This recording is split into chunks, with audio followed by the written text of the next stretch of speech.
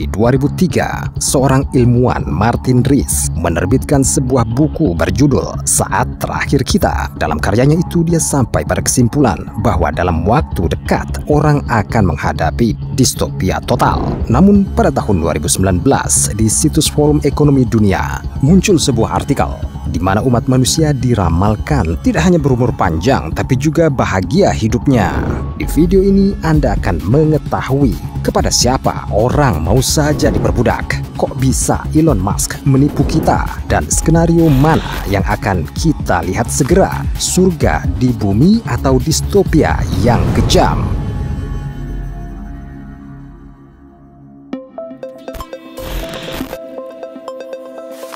Salah satu masalah utama zaman kita adalah perubahan iklim. Setiap hari kita mendengar tentang lubang ozon, efek rumah kaca, dan lautan yang tercemar. Tetapi apakah mungkin untuk memperbaiki semuanya dalam waktu dekat? Seorang peneliti, Ida Auken dari Denmark, percaya bahwa pada 2030 emisi karbon dioksida akan turun jauh secara signifikan dan perusahaan besar akan dapat mengembangkan satu rencana tunggal untuk mengurangi emisi dan pembuangan limbah. Tetapi bagaimana jika itu tidak terjadi? Sayangnya dalam hal ini orang-orang tidak akan bisa pergi keluar. Christiana Figueres dan Tom Rivett Carnac dalam buku mereka Masa Depan Yang Kita Pilih menulis bahwa tidak lama lagi udara akan sangat tercemar sehingga tidak mungkin bisa hidup tanpa alat bantu pernafasan khusus. Selain itu, para ahli memperkirakan pergeseran total zona iklim. Pada 2026, banyak daerah subur mungkin menjadi tidak cocok untuk pertanian.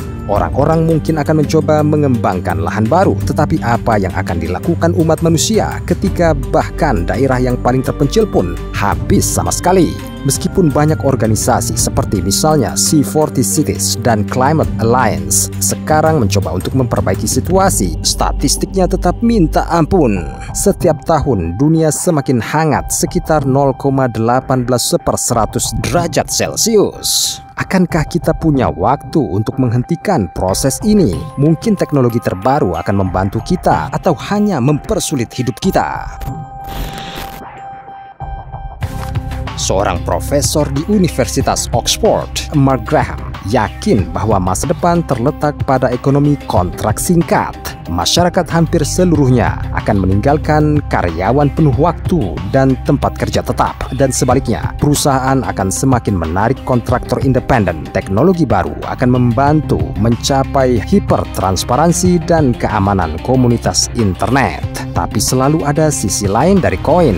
Pernah dengar Orwell's Big Brother? Bagaimana jika semua yang tertulis di distopia terkenal menjadi kenyataan? Jika teknologi terbaru jatuh ke tangan yang salah, setiap smartphone, setiap earphone nirkabel, dan bahkan setiap rokok elektronik bisa berubah menjadi mesin pengintai tanpa ampun. Umat manusia akan melupakan konsep seperti kerahasiaan dan kebebasan berbicara selamanya. Michael Horowitz, seorang associate di University of Pennsylvania, percaya bahwa orang yang paling berpengaruh sekalipun tidak akan dapat menghindari nasib seperti itu dalam beberapa tahun. Bahkan mereka yang berhasil menyingkirkan gadget yang ada di mana-mana tidak akan dapat mengakses sesuatu yang benar karena tak akan ada dalam bentuk yang bisa diakses. Saat ini Facebook menerima tuduhan kebocoran informasi pribadi beberapa kali dalam setahun.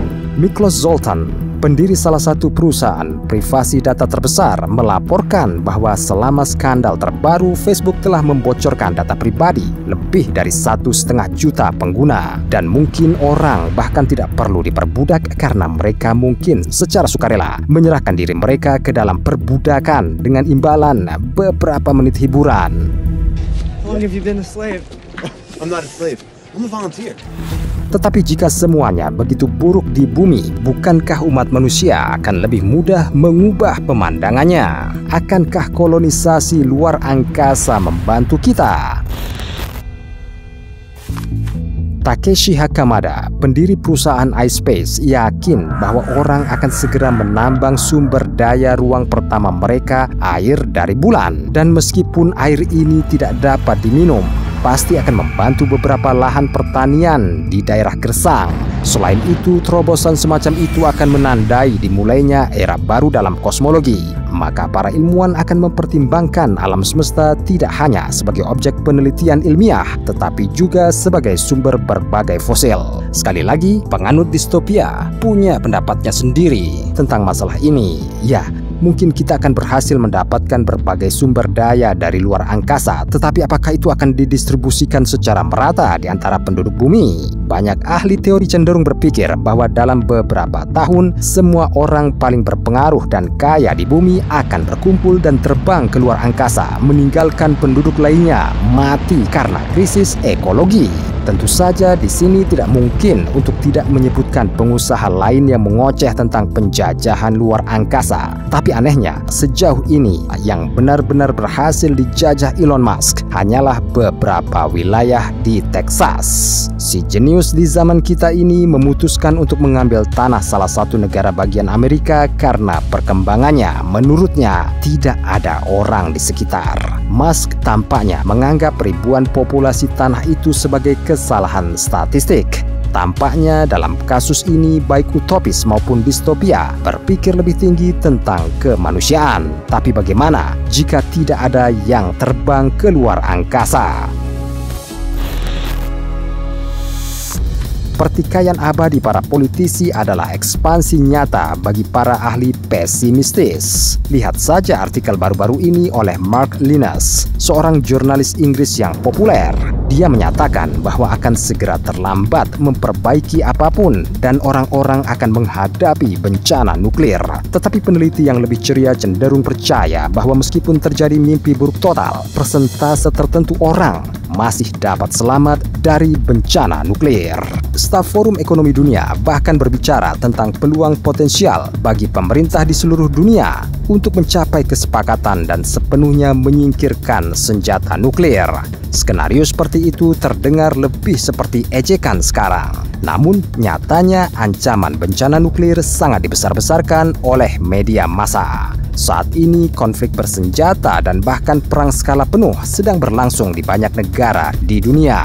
Ambil contoh, situasi dengan invasi Rusia ke wilayah Ukraina. Tetapi pada saat yang sama, kehidupan biasa berlanjut di daerah yang damai. Mungkin pada kenyataannya, kita seharusnya tidak takut pada senjata nuklir, tapi senjata biologis. Pada tahun 2001, sekelompok peneliti Australia mencoba mengembangkan alat kontrasepsi untuk tikus. Namun malahan, mereka secara tidak sengaja menciptakan virus cacar tikus yang dimodifikasi dengan kematian 100%. Senjata biologis sepertinya bukan ancaman yang paling mengerikan, tapi bisa menyebabkan pemusnahan seluruh umat manusia. Lagi pula, virus mematikan dapat dibuat secara tidak sengaja dan dapat menyebar ke seluruh planet hanya dalam beberapa hari. Dan kita baru-baru ini berkesempatan diyakinkan dengan suatu contoh, virus corona.